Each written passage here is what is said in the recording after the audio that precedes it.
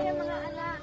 Gusto kong maranasan ng mga anak ko ang magandang buhay. Gusto kong maayos silang makakapagtapos ng pag-aaral at ilang pumayaho ng pamilya ko sa kahirapan.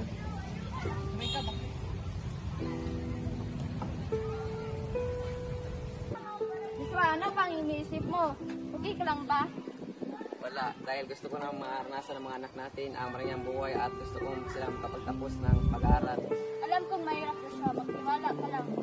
Kailangan natin mayahon ng ating mga anak sa kahirapan. Luwang? Diba? Parang may mabigat sa atang nararamdaman. Okay lang ako na, tara na. Tay, gusto ko makapag-aral para makatulong sa ating pamilya. Ako din na gusto ko ng magandang damit. Makapag-aaral kayo ng mga anak, gagawa ko ng paraan. TV Hasan sa magkaroon nila at sila ni Ibarang para iahon ang kanyang pamilya sa kahirapan. Ang sitwasyon niyo, sobrang hirap, di ba? Gusto mag-kumita ng malaki. Ano bang trabaho yan? Simple lang, magdala ka lang ng pakete sa mga kliyente. Wala ka ibang gawin kundi di abot. Kaya-kayang maiyahon na pamilya ko. Alam kong masama yan kasi pero desperado na ako. Para to sa pamilya mo, gusto mong tuluyang maghirap.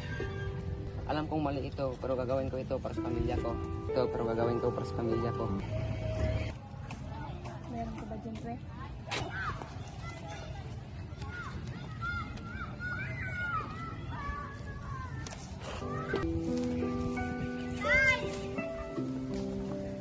Sa inyo ito mga anak, merienda natin.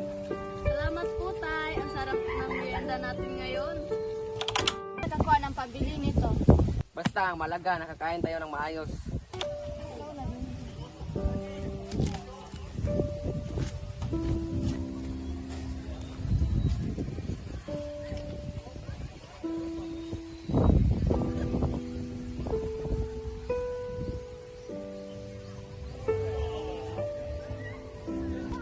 Saan kaya siya nakakuha ng gantong pera?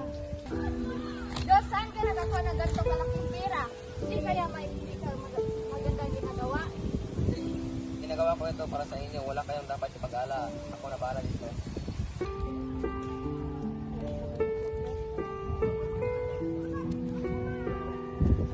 Uy! Pre, samak sa kusinto. Wala akong kasalanan. Kinakasalanan mo. Diba, mahatulan ka ng panghabang buhay na pupukulong dahil sa pagbibinta ng illegal na droga. Tawad sa inyo mga anak ko. Hindi ko naisip ang magiging epekto nito. Iniwan mo kami ng mas wasak kaysa dati. Pero pinapangako ko sa iyo na hindi ko hayaan na magagaya ang anak natin sa iyo. Tay, bakit mo sa amin ginawa ito? Akala ko pa naman ay may maganda kang trabaho. Pero mali ako. Tay, bakit mo kami iniwan? Kala ko ba kahit anong hirap ay walang iwanan? Tay!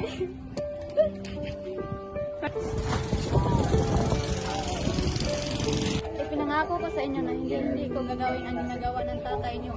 Magtutulong-tulong tayo para makaahon sa buhay. Ang hirap ng buhay, hindi dahilan para gumawa ng mali. Kailangan namin ikaw magpursige kahit mahirap.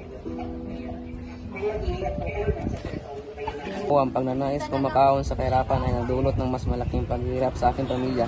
Maling-mali ang ginawa ko.